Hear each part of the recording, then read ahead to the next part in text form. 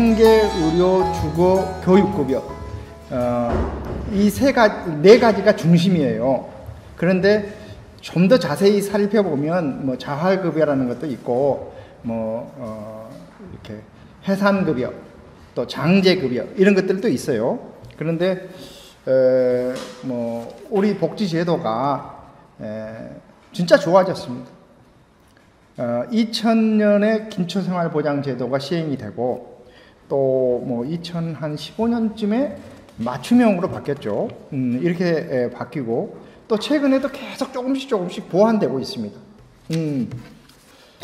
그럼에도 불구하고 많은 사람들이 고정관념을 가지고 있는데 고정관념을 깨야 되는 것이 이제 제가 이 복지급여 네 가지를 설명할 때 강조하는 거예요. 첫 번째 고정관념을 깨야 되는 게 뭐냐면 교육급여하고 주거급여는 부양의무자 기준이 없어요. 그러니까 해당 가구가 소득과 재산이 없으면 적으면 그냥 되는 겁니다. 그런데 교육급여는 꽤 오래전부터 부양의무자 기준이 없어졌지만 주거급여는 최근에 없어졌기 때문에 옛날에 신청해도 안 줍디다 이렇게 생각을 하는 거예요. 지금 신청하면 줍니다. 옛날에는 안 줬더라도. 이걸 제가 계속 강조하는 겁니다. 그리고 많은 사람들이 기초생활에서 끝난다 이거예요. 다시 제가 이 아동 양육시설 출신 아동을 얘기를 하면 대학 가면 기초생활 수급자라 그랬잖아요. 그러면 생계급여 수급자예요. 생계급여 수급자. 그냥 학생은 근로 의무가 없으니까. 그러니까 생계비를 주는 겁니다. 고등학교 졸업해가지고 진짜 힘들게 어디 가서 알바하고 편의점에서 일하고 어디 이렇게 음식점이나 이런 데 가서 인간 대접도 제대로 못 받고 일을 해도 국가에서 보장해 주는 게 별로 없는데 대학 가면 기숙사 우선 입사시켜주고 등록금 내주고 요즘은 30만 원씩 자립수당도 주고 자 이제 이런 식으로 대학생 특례 입학과 국가장학금을 연계시켜라 이거예요. 뿐만 아니라 지금은 또 이 자립이 문제가 되다 보니까 이미 수급자에서 떨어진 사람은 그냥 몇 년 지나면 끝이에요. 그런데 대학 다닌 사람은 지금 수급자니까 최소한 또 수급자에서 떨어지고도 한 3년 정도는 또 사후 관리를 또 해줘요. 근데 이 사후 관리라는 것이 특히 대학생들의 경우에는 주거를 연결시켜준다든지 취업을 연결시켜준다든지 이런 것하고 또 연결이 되어 있기 때문에 공직을 진출할 때 또 우대를 해준다 그랬잖아요. 청년주택, 행복주택이나 이런 걸 줄 때 대학생이라고 우대해주지 기초생활 수급자라고 우대해주지 또 제가 이렇게 그렇게 어느 정도 우대해주면 자기 집이 생긴다 그랬잖아요. 그리고 이게 좀 남자한테만 해당될지는 모르겠습니다만 집이 생기면 집사람이 생긴다 그랬잖아요. 그러면 청년주택일 때에는 콧구멍만한 집을 주는데 신혼부부일 때에는 큰 집을 또 줘요. 그리고 둘이 살아도 3인 가구로 본다 그랬잖아요. 이유가 뭐냐? 2인 가구라는 기준이 없어. 3인 이하 가구, 4인 가구, 5인 가구 이런 식으로 돼 있어요. 이게 토지주택공사의 영리함이죠. 왜냐하면 2인 가구로 잘라불고 3인 가구로 자르고 하면은 그 신청할 수 있는 사람들이 팍 줄어들잖아요. 그 다음에 이제 예를 들면 신청하고 들어가고 하는 도중에 굉장히 시간이 필요하거든요. 신청할 때에는 2명이었는데 지금 아이는 그러면 애기냐 아이냐 뭐 이런 식으로 복잡해지잖아요.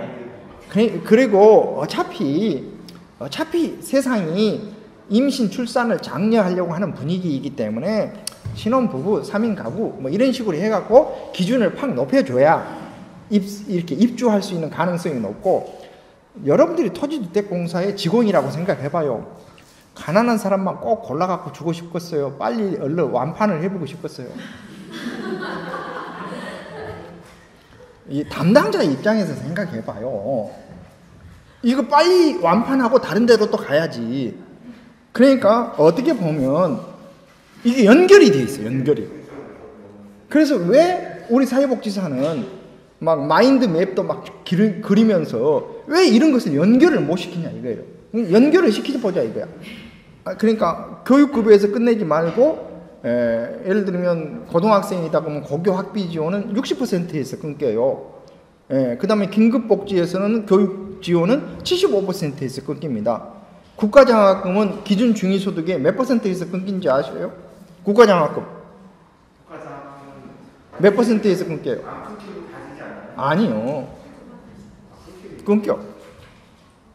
국가장학금은 200%에서 끊깁니다. 그러면 200%는 연간 소득인정액이 얼마냐? 자, 연간 소득인정액이 얼마예요? 200%면 900만 원이 넘어요. 그러면 1년이면 얼마냐? 1억 천이야, 1억 천. 1억 천이 된 사람이, 소득인정액이 1억 천인 사람도 신청하면 국가장학금을 주는 거예요. 신청 안 하면 안 줍니다. 3천만 원도 신청 안 하면 안 주고 1억인 사람도 신청하면 주는 거예요. 그러니까 이제 이런 식으로 교육급여, 고교학비 지원, 긴급복지에서 교육비 지원, 그 다음에 국가장학금, 뭐 특례 입학, 수급자들을 위한 공직에서 우선 배려, 이런 것을 다 연결시켜야 된다 이거예요. 자, 그렇게 생각하면 주거급여는 어떻느냐? 주거급여에서 뭐 예를 들면 서울에 사는 1인 가구다 해가지고 월세 뭐 예를 들어서 한 20만 원 지원해준다, 이런 것은 진짜 푼돈이고, 진짜는 아까도 제가 얘기했듯이 매입임대주택이나 행복주택이나 공공임대주택으로 막 갈아타는 거예요. 그러니까 이게 그러면 수급자만 주느냐? 아니에요. 영구임대 아파트는 대부분 수급자밖에 사실상 못 들어가요. 영구임대 아파트. 자, 매입임대나 그러진 않습니다. 그럼 돈이 없으면 어떻게 하느냐? 세상이 진짜 좋아요. 만약에 매입임대주택은 5천만 원에 만약에 30만 원을 받는다. 그런데 돈이 3천만 원밖에 없다. 그러면 3천만 원 내고 월세를 올려주는 거예요. 아니, 나는 돈이 좀 더 많아라. 아, 그러면 8천만 원 받고 월세를 깎아주는 거야. 이게 매우 유연성이 있어요. 그러니까 연구를 해라 이거예요. 연구를. 그래서 저는 여러분들에게 특히 우리 선생님처럼 이제 그 아동들 청소년이 되거나 청년이 되거나 결국은 내 새끼제. 그러니까 이걸 관리를 해야 돼요. 그런데 관리가 잘 안 되는 기관이 있고 관리가 잘 되는 기관이 있어요. 이유가 뭐냐? 담당 직원이 바뀌어본 거야. 예를 들면 내가 자립담당 보육사인데 한 2년 있다가 그만두었다. 그러면 3년 4년 차도 관리하도록 되어 있는데 그 사람이 그 사람한테 연락을 하냐요. 전화하면 내가 새로 생긴 자립담당자여 앞으로 자주 연락하자. 예 하고 끝이지. 제가 아는 어떤 분은 14년 동안 자립담당자예요. 14년 동안. 그러니까 5년에 끝나지만 자기 핸드폰에는 다 있는 거야. 10몇 년치가 된 사람이. 이 사람은 최근에 은퇴했어요. 뭐요? 자원봉사 합니다. 어디서 자원봉사 해요? 당신이 있는 시설에서 자원봉사를 하는 거야. 아니, 거기 묻으려고 자원봉사를 또 해. 아니, 남들도 와서 자원봉사를 하는데 은퇴한 사람이 자원봉사를 하면 좋지라. 그럼 어떻게 해요? 일주일에 한 번 정도나 갑니다. 그럼 어디가 앉아있어요? 그게 제 방이 따로 있단 말입니다. 자원봉사실이 있잖아요. 자원봉사실을 누가 상주를 하겠어요? 이사장님 방하고 비슷해. 그러면서 이 양반은 이제 그 각 지역마다 조직관리자가 있어요. 서울, 이렇게 부산 이런 식으로 조직관리를 하는 친구들이 있다. 그래서 이제 이모라고 통해, 이모. 이모가 이번에 서울 한번 간뒤 너그 얼굴이나 한번 보거나 이런. 이게 이제 밥 먹자는 이야기예요. 근데 이 양반의 원칙은 밥은 내가 산다예요. 재밌죠? 밥은 내가 산다. 그러면 이제 거기서 이런저런 얘기하다가 요즘 어찌게 지내냐? 그러면 뭐 집 문제가 있습니다라든지 누구네 안 나왔다냐? 그랬더니 요즘 뭐 인생사가 복잡하다든지 이제 이러면 이제 인생사가 복잡한 사람은 전화로 떼우르고 그 다음에 뭐 주거 문제가 좀 복잡하다든지 그러면 이렇게 LH랑 얘기를 해서 이렇게 하면 어쩔까 해가지고 해결을 해주는 거야. 그러니까 이제 이 양반은 이제 쉽게 말해서 또 지나도 당신이 이제 그 일을 하는 거예요. 그러니까 원장은 바뀌어도 자립지원 담당 임원은 안 바뀐다. 이제 이분하고 함께 국가인권위원회에서 자립지원시설 컨설팅을 다녔어요. 많은 분들이 깜짝 놀래요. 이렇게 하는 방법이 있구나. 그냥 핸드폰이 그냥 반의 업무의 모든 것이 핸드폰이야. 핸드폰에서 이름 찾으면 다 나오니까. 이게 사례 관리를 그냥 핸드폰 카톡으로 해버리고. 그러니까 이제 여러분들이 주거급여를 이렇게 연결시키는구나. 주거급여는 자산 형성에 매우 중요한 계기다. 이렇게 여러분들이 이해를 하셔야 돼요. 주거급여. 그런데 우리 주변에 주거급여 수급자는 신청만 하면 받을 수 있는 사람이 너무너무 많다. 이걸 여러분들이 꼭 기억해 주시고. 자, 세 번째. 생계급여가 2020년부터 수급자 선정이 매우 용이해졌어요. 그러니까 자, 생계급여는 과거에는 부양의무자 때문에 안 된다 그랬잖아요. 근데 부양의무자를 어떻게 간주를 했느냐? 함께 살면 100% 책임이에요. 함께 살면. 그러니까 그 사람하고 나랑 함께 산다. 예를 들면 제 수입이 한 500만 원이고 어머니랑 함께 산다. 그러면 제 돈은 어머니 돈이고 어머니 돈도 제 돈이에요. 함께 살면. 그러면 따로 살면 제가 이제 2인 가구니까 2인 가구의 기준 중위소득이 350만 원이다. 그럼 350만 원을 빼고 150만 원에다가 아들이니까 30%를 부과를 해요.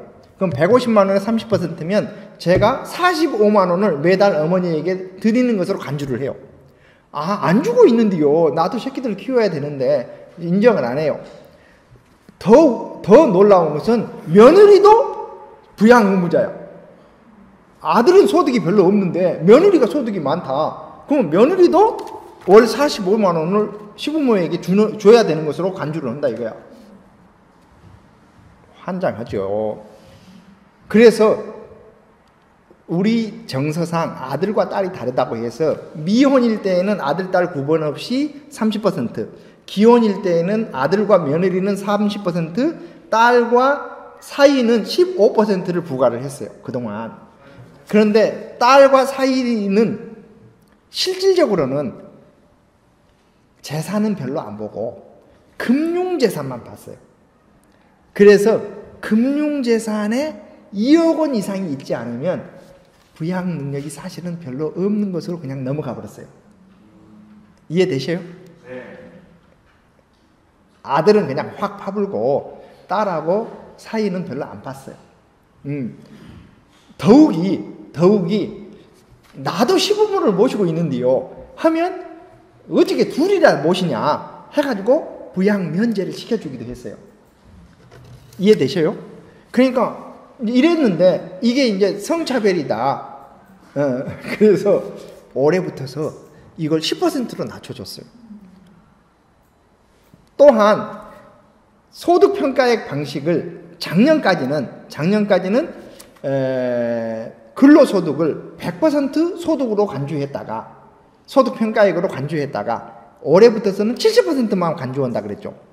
그러니까 예를 들어서 200만 원을 벌었다. 그러면 70%인 140만 원만을 소득으로 보고 그 다음에 부양의무자의 소득 부양비도 과거에는 30%를 부과했다가 올해부터서는 10%만 부과한다 그랬죠.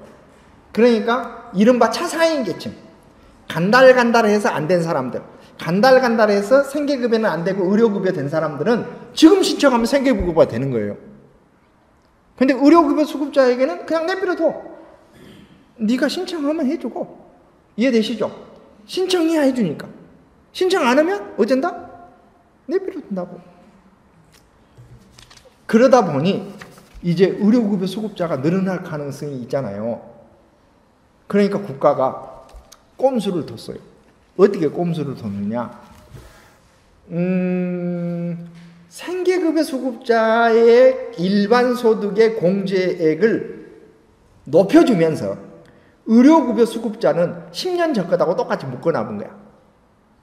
쉽게 말해서 의료급여 수급자의 소득인정액 산정 방식은 작년하고 유사하게 만들어 놓고 생계급여 수급자는 작년보다 훨씬 풀어놨어요. 그러니까 이 법적으로는 가구 소득 인정액이 기준 중위소득의 30% 이하면 생계급여 수급자고 40% 이하면 의료급여 수급자니까 생계급여 수급자는 책정되기가 어렵고 상대적으로 의료급여 수급자가 되기가 쉬운 것처럼 보여지죠. 그런데 재산의 소득 환산액을 자세히 들여다보거나 이러면 의료급여 수급자는 책정하기가 어렵게 만들어져 있고 상대적으로 생계급여 수급자는 좀 풀어놓은 거예요. 자, 이런 사정들을 보통의 사회복지사들이 아냐 이거예요. 이해되시죠? 네. 그러니까 이제 제 말은 뭐냐면 보통의 사회복지사들도 모르고 일반 국민들은 더 모르니까 제가 보기에는 여러분들이 어떤 분을 도와줘야 쓰겠다라고 하면 도와줄 방법을 찾아야 되는 거예요. 네, 그러면 생계급여 수급자도 상대적으로 많이 완화가 됐구나.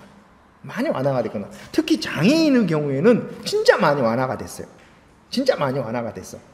그러니까 이제 여러분들이 적극적으로 기초생활수급자들의 선정 방식이 완화가 됐기 때문에 이 네 가지 급여 수급자를 잘 이렇게 지원을 해서 그거 하나만 바라보지 말고 생계급여는 당연히 의료급여와 주거급여와 교육급여가 된다 그랬죠.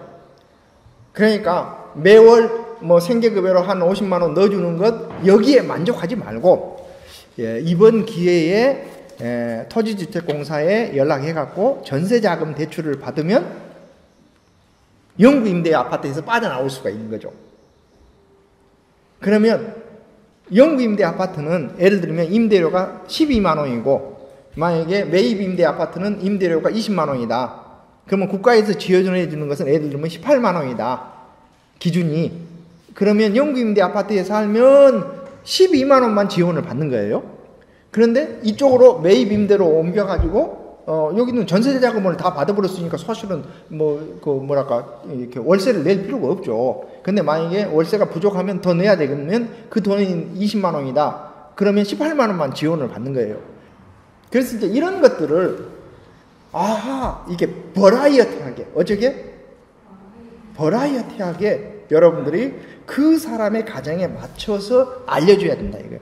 그래서 저는 결국은 명의를 만나면 뭐 환자가 잘 이렇게 치료를 받을 수 있듯이 결국은 좋은 사회복지사를 만나야 된다고 저는 봐요. 그래서 저는 여러분들이 좋은 사회복지사가 되어 주십사 하는 겁니다.